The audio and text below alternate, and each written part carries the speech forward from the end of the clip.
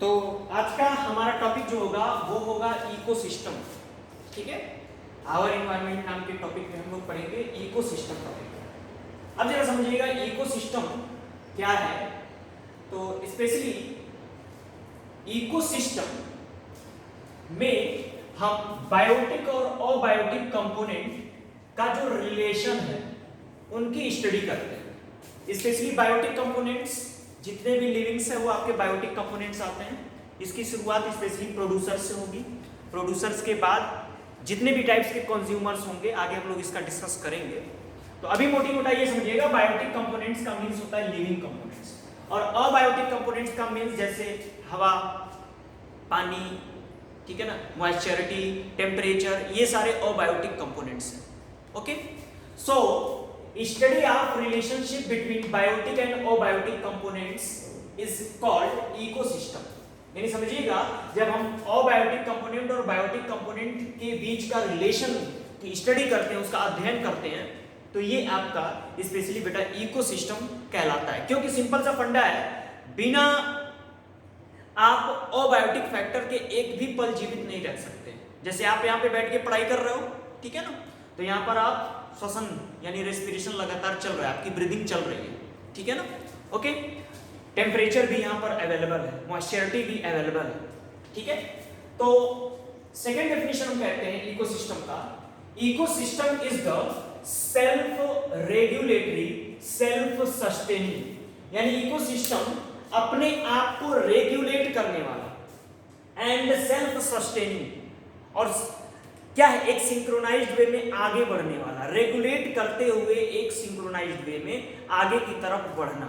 तो ecosystem is the self regulatory self sustaining structural and functional unit of biosphere. ये भी एक definition आपका बन सकता है कि ecosystem is the structural and functional unit of biosphere. समझिएगा, ठीक है। तो यहां पर सेल्फ रेगुलेटरी और सेल्फ सस्टेनिंग को आइए मैं आपको एक एग्जांपल से समझाता हूं, ठीक है। जैसे सपोज दैट दो बच्चे हैं, एक का नाम ए है और दूसरे का नाम बी है, ठीक है, और दोनों को बड़ा शौक है एक्वेरियम का। किसकी शौक है उनको? एक्वेरियम का। तो दोनों बच्चों ने खरीद करके एक्वेरियम लाया। ए ने क्या किया कि अपने एक्वेरियम में जो है, ठीक है ना, नीचे की तरफ खूब रंग बिरंगे पिबल्स ऐड कर दिया। ओके, एक्वेरियम के ठीक पीछे एक शानदार सी सीनरी ऐड कर दी। ओके, एक्वेरियम में ऑक्सीजन ऐड कर दिया, टेम्परेचर बैलेंस करने वाले जो भी मशीनें आती हैं उसको भी ऐड कर दिया, और फिर बाहर से ला करके उसमें मछलियों को डाल दिया। बी ने कुछ ऐसा नहीं किया, एक्वेरियम लाया, पानी डाला और मछलियों को डाल दिया, ठीक है ना। 10 से 20 दिनों के बाद ए की जो मछलियां थी वो 10 की 10 ही थी, जबकि जो बी की मछलियां थी वो 10 से 8 तक पहुंच गई, ठीक है। ए वाले ने और भी कुछ काम किया, जैसे पॉन्ड में गया, तालाब में गया, और वहां से उसने जो है हाइड्रिला नाम का एक एक्वेटिक जो जलीय पौधे होते हैं वो भी ला करके ए वाले ने अपने एक्वेरियम में डाल दिया, ठीक है ना। ए वाले एक तरह का जो एक्वेरियम है, ए वाले का जो एक्वेरियम है, ओके, वो एक प्रकार का एक नेचुरल इकोसिस्टम बनाने की कोशिश की जा रही है तो ये आर्टिफिशियल इकोसिस्टम, लेकिन उसको एक नेचुरल व्यू देने की कोशिश की जा रही है। बी वाले ने ऐसा कुछ नहीं किया, कोई एक्वेटिक पौधा उसमें ऐड नहीं किया। फिर ए और बी चले गए छुट्टियों में, मान लो दशहरे की या कुछ भी छुट्टी होने वाली थी, वो चले गए, ठीक है, और ए और बी ने मछलियों को कोई खाना वाना नहीं दिया, ठीक है। जब 5 दिनों बाद वापस आए तो ए वाली की सारी मछलियां 10 की 10 सुरक्षित थी, एकदम हष्ट पुष्ट हेल्दी दिख रही थी, जबकि बी वाले के साथ ऐसा नहीं था, ठीक है। तो बी वाले ने उस इकोसिस्टम को एक नेचुरल व्यू देने की कोशिश ही नहीं की, जबकि जो ए वाले का एक्वेरियम था वो सेल्फ रेगुलेटरी टाइप का बनने लगा धीरे धीरे, और सेल्फ सस्टेनिंग टाइप का। यानी कि जब आप एक्वेरियम में हाइड्रिला नाम के पौधे को ऐड कर दिया, कोई भी एक्वेटिक पौधा ऐड कर दिया, ठीक है, तो एक्वेरियम एक नेचुरल व्यू देने लगा, एक नेचुरल इकोसिस्टम का वहां पर शुरुआत होने लगी।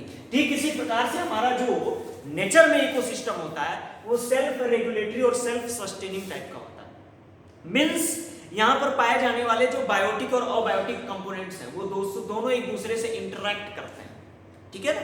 और ये सेल्फ रेगुलेटरी होता है, अपने आप को खुद चलाता है और सेल्फ रेगुलेट करते हुए आगे की तरफ मूव भी करता है। तो बेटा वही आपने लिखा है कि ecosystem is the self regulatory self sustaining structural and functional unit of biosphere which consisting biotic and abiotic components. अब जरा समझिएगा, यहां पर आपके बायोटिक और अबायोटिक कंपोनेंट्स भी हैं, ठीक है ना। बायोटिक कंपोनेंट्स मींस सारे लिविंग्स और अबायोटिक कंपोनेंट्स मींस स्पेशली हवा, पानी, जल, ये सारे कुछ। बोथ इंटरैक्टिंग, यहां पर बायोटिक और अबायोटिक कंपोनेंट दोनों एक दूसरे से इंटरैक्ट करते हैं and exchanging material between them, और आपस में मटेरियल का एक्सचेंजेशन करते हैं, ऊर्जा का भी स्थानांतरण करते हैं, ठीक है।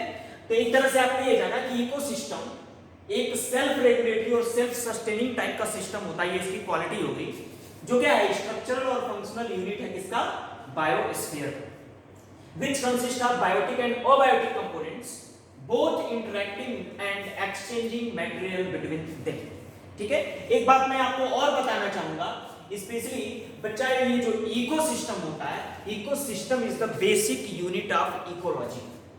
Ecosystem is the basic unit of ecology। बेटा ये इकोलॉजी का एक बेसिक यूनिट भी स्पेशली कहलाता है। अब जरा समझिएगा, इसके कुछ और भी डेफिनेशंस हम लोग देखते हैं। तीसरे डेफिनेशन में हमने लिखा है interaction of plants animals with one another. Plants animals का एक दूसरे से जो लगाव है, जो इंटरेक्शन है, जो रिलेशनशिप है, and with their physical environment, और उनके फिजिकल इन्वायरमेंट से, हवा, जल, पानी से क्या रिलेशन है, ठीक है ना, इसी को बेटा लोग इकोसिस्टम कहते हैं। कहते हैं क्षितिजल पावक गगन समीरा पंच तत्व यह रचित शरीरा। क्षितिजल पावक गगन और समीर से हमारा शरीर बना हुआ है। साइंस थोड़ा सा कुछ अलग कहता है। साइंस कहता है carbon, hydrogen, oxygen, nitrogen, sulphur and phosphorus, इन 6 तत्वों से मिल करके अपनी बॉडी बनी हुई है, ठीक है। तो समझिए, तो यहां पर क्या कह रहा है कि प्लांट्स और एनिमल्स का आपस में जो इंटरेक्शन है और फिर इनके फिजिकल इन्वायरमेंट से जो भी इंटरेक्शन है बेटा, इसी को हम लोग इकोसिस्टम नाम से जानते हैं। एक और भी डेफिनेशन यहां पर आपने लिख रखा है, sum total of biological and physical interaction, यानी बायोलॉजिकल और फिजिकल इंटरेक्शन का sum total operating in an area. किसी एरिया में ये एक दूसरे को क्या है, इनका ऑपरेशन चल रहा हो, ये आगे की तरफ मूव कर रहे हो एक रेगुलेटरी और एक सस्टेनिंग वे में, तो बेटा इसी को हम इकोसिस्टम कहते हैं। तो इकोसिस्टम का छोटा वाला डेफिनेशन आप कह सकते हो कि ecosystem study of relationship between biotic and abiotic components, ठीक है। एक छोटा सा डेफिनेशन और भी दे सकते हो कि sum total of biological and physical interaction operating in an area, या एक छोटा सा डेफिनेशन और भी दे सकते हो, ecosystem interaction between biotic and abiotic components. Biotic और अबायोटिक कंपोनेंट्स के बीच जो इंटरेक्शन है बेटा लोग, इसी को हम इकोसिस्टम कहते हैं। अब बेटा सवाल उठता है कि आखिर ये जो इकोसिस्टम टर्म है वो किसने दिया था। तो समझिएगा, ecosystem term given by AG Tansley 1935, ठीक है ना। 1935 में इकोसिस्टम टर्म को स्पेशली एजी टेंसले सर ने दिया था, ठीक है। कार्ल मोबियस, ठीक है ना, 1977 में, ओके, इन्होंने जो टर्म दिया था उसको बेटा बोलते हैं बायोकोइनोसिस, ठीक है ना। सिमिलर टर्म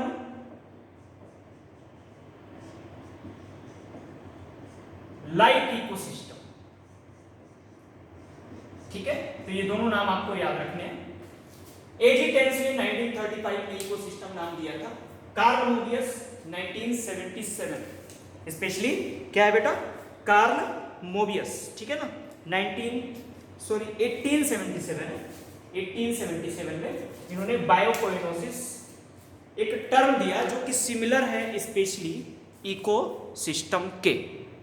तो बेटा अभी हम लोग पढ़ेंगे इकोसिस्टम के टाइप्स, ठीक है। तो टाइप्स में सबसे पहले पढ़ते हैं on the basis of size. Size के बेसिस पे अगर हम देखें तो इकोसिस्टम के दो प्रकार होते हैं। सबसे पहला होता है आपका माइक्रो इकोसिस्टम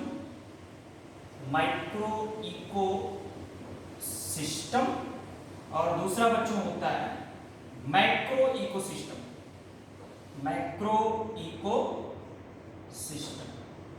ठीक है ना।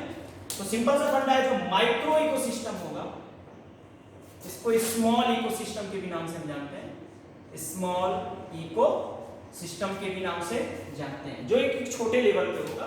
ओके, एग्जांपल के फॉर्म में स्पेशली आप ले सकते हो अ फ्लावर पॉट, ठीक है ना, comma a drop of pond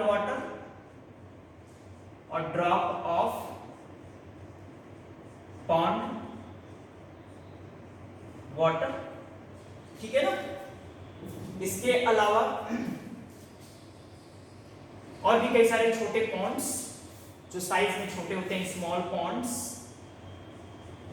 pond, ठीक है।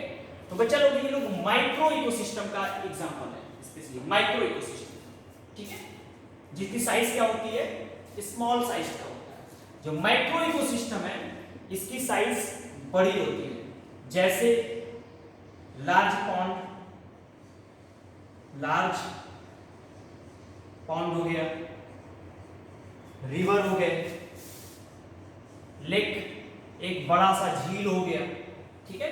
तो ये सारे बच्चे लोग जो होते हैं इसको माइक्रो इकोसिस्टम से हम जानते हैं। तो इकोसिस्टम को साइज के बेसिस पे स्पेशली क्या कर सकते हैं, micro ecosystem and macro ecosystem. Next हम लोग पढ़ेंगे on the basis of duration. हम लोग टाइप्स पढ़ रहे हैं on the basis of duration की बेसिस पे इकोसिस्टम को कितने पार्ट्स में डिवाइड किया गया है। तो दो आते हैं इसमें, टेम्पोररी और परमानेंट। टेम्पोररी इकोसिस्टम जो एक शॉर्ट टाइम पीरियड के लिए रहता है, टेम्पोररी इकोसिस्टम, और बेटा दूसरा होता है आपका परमानेंट इकोसिस्टम, ठीक है। जरा ध्यान दीजिएगा, स्पेशली ये जो टेम्पोररी इकोसिस्टम है, ठीक है ना, ये शॉर्ट ड्यूरेशन वाला इकोसिस्टम है। क्या है, स्पेशली शॉर्ट ड्यूरेशन का इकोसिस्टम होता है, ठीक है ना। इसमें सेल्फ रेगुलेशन और सेल्फ सस्टेनेबिलिटी की पावर कम होती है, लेस सेल्फ रेगुलेटरी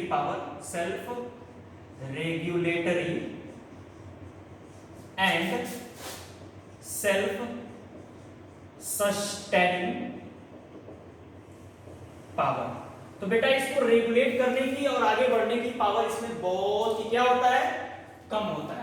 जैसे एग्जाम्पल में इसमें ले सकते हैं, ठीक है ना, और लैबोरेटरी कल्चर, ठीक है, लैबोरेटरी कल्चर, लैब में जो भी आप कल्चर कर रहे हो, ठीक है ना, फंगस, आप फंगस ही लिख लो, बैक्टीरिया लिख लो, फंगस, बैक्टीरिया, ठीक है, ओके। इसके अलावा रेन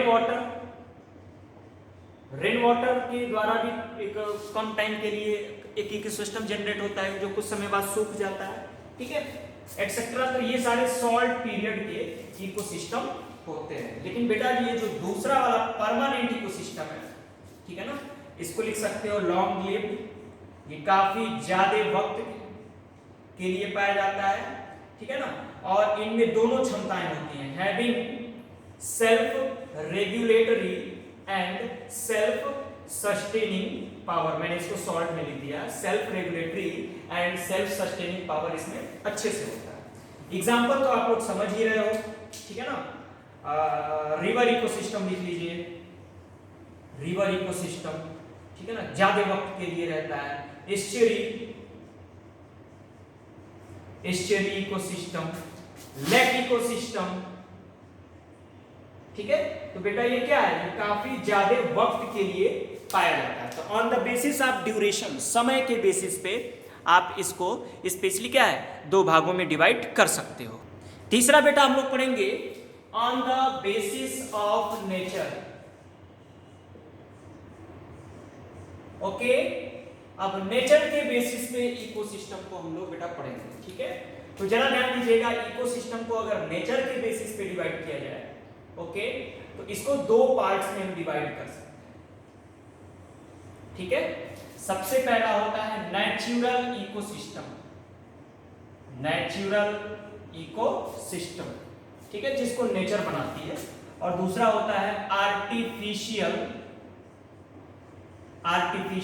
इकोसिस्टम। तो अब जरा ध्यान दीजिएगा, स्पेशली जो नेचुरल इकोसिस्टम होता है, ओके, इसको हम दो हिस्सों में डिवाइड करके पढ़ सकते हैं, ठीक है ना। नेचुरल इकोसिस्टम को दो हिस्से में हम डिवाइड करके इसकी पढ़ाई कर सकते हैं। पहला है आपका एक्वेटिक इकोसिस्टम, एक्वेटिक इकोसिस्टम, ठीक है ना, जलीय इकोसिस्टम कह सकते हो। और दूसरा होता है बेटा टेरेस्ट्रियल इकोसिस्टम, ठीक है। चलिए, तो स्पेशली जो नेचुरल इकोसिस्टम होता है, नेचुरल इकोसिस्टम को हम लोग अगेन डिवाइड करेंगे। नेचुरल इकोसिस्टम को एक्वेटिक और टेरेस्ट्रियल दो इकोसिस्टम में डिवाइड किया गया, ठीक है ना। अब एक्वेटिक इकोसिस्टम को दो हिस्से में हम डिवाइड करेंगे, ठीक है ना। सबसे पहला होगा आपका fresh water ecosystem, fresh water ecosystem, और दूसरा बच्चा होता है मरीन वाटर इकोसिस्टम, मरीन या मराइन वाटर इकोसिस्टम, ठीक है बेटा। जो ये जो फ्रेश वाटर इकोसिस्टम होता है, इसको हम लोग दो हिस्से में डिवाइड करके पढ़ेंगे। पहला होता है लोटिक इकोसिस्टम, लोटिक इकोसिस्टम। दूसरा होता है लैंटिक इकोसिस्टम, लैंटिक इकोसिस्टम, ठीक है ना। स्पेशली ये जो लोटिक इकोसिस्टम है, ठीक है ना, ये फ्लोइंग वाटर यानी बहता हुआ इकोसिस्टम है। जब पानी बहता रहे तो ऐसे इकोसिस्टम को हम लोग क्या बोलेंगे, स्पेशली लोटिक इकोसिस्टम। और लैंटिक इकोसिस्टम जो होता है, ये है आपका बेटा स्टैग्नेंट वाटर, ठहरा हुआ पानी, ठीक है ना। तो लोटिक इकोसिस्टम, लैंटिक इकोसिस्टम, ठीक है ना। इसके अलावा जो मरीन इकोसिस्टम है, इसको भी एक पार्ट में हम करके पढ़ेंगे, ठीक है ना। ओके, कोस्टल इकोसिस्टम होती है, कोस्टल इकोसिस्टम।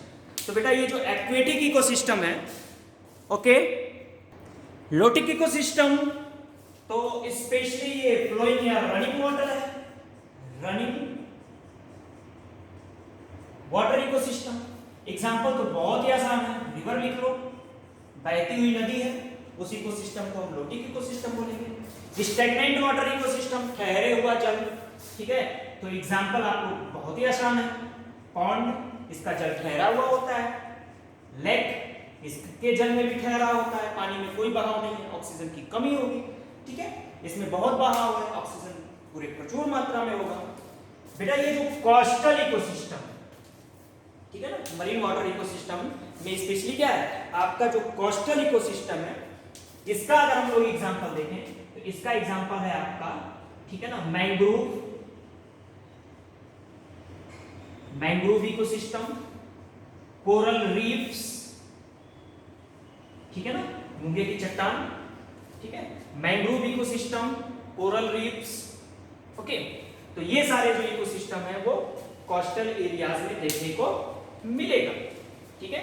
अभी जो टेरेस्ट्रियल इकोसिस्टम है, ओके, इस टेरेस्ट्रियल इकोसिस्टम को भी हम तीन पार्ट्स में करके पढ़ सकते हैं। डेजर्ट इकोसिस्टम, ठीक है ना, रेगिस्तानी इकोसिस्टम जिसको डेजर्ट इकोसिस्टम बोलते हैं। फॉरेस्ट इकोसिस्टम, ठीक है ना, क्या है ये, स्पेशली फॉरेस्ट इकोसिस्टम, इसके अलावा grass land ecosystem, grass land ecosystem. तो टेरेस्ट्रियल इकोसिस्टम को भी 3 पार्ट्स में हम लोग डिवाइड करके पढ़ सकते हैं। स्पेशली कौन कौन सा? डेजर्ट, फॉरेस्ट और ग्रास लैंड। ओके, तो इसके बाद आपका आता है बेटा ये जो आर्टिफिशियल इकोसिस्टम है, इसको हम एक दूसरे नाम से भी जानते हैं, ठीक है ना, मैं डार्क पेन यूज करता हूं, man made ecosystem. Man made ecosystem मतलब इसको इंसान ने बनाया, तो ऐसे इकोसिस्टम को हम मैन मेड इकोसिस्टम कहते हैं, ठीक है। एग्जाम्पल में आप लिख सकते हो किचन गार्डन, ठीक है ना, इसको इंसान ने बनाया है। क्रॉप लैंड, इसको इंसान ने बनाया है। स्पेसक्राफ्ट, इसको इंसान ने बनाया है, ठीक है ना। तो स्पेशली जो इंसानों के द्वारा बनाया जाता है ऐसा इकोसिस्टम जिसको इंसान ने जेनरेट किया हो, तो ऐसे इकोसिस्टम को बेटा लोग हम बोलते हैं आर्टिफिशियल इकोसिस्टम।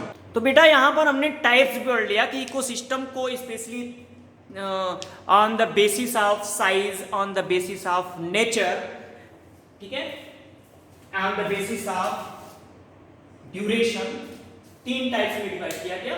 ये थोड़ा सा इंपॉर्टेंट है, नेचुरल और आर्टिफिशियल इकोसिस्टम। नेचुरल इकोसिस्टम क्या है? मेड बाय नेचर, जिसको प्रकृति खुद बनाती है, एक्वेटिक और टेरेस्ट्रियल, ठीक है ना। फ्रेश वाटर और मरीन इसके 2 पार्ट है। फ्रेश वाटर में लोटिक, बहते हुए जल का इकोसिस्टम, लेंटिक, ठहरे हुए जल का इकोसिस्टम। तो जो बहते हुए जल का इकोसिस्टम वो रिवर है। लैंडिक इकोसिस्टम का एग्जांपल पॉन्ड और लेक्स है। कोस्टल इकोसिस्टम का एग्जांपल मैंग्रोव्स, ठीक है, कोरल रीफ्स, एस्चुरीज,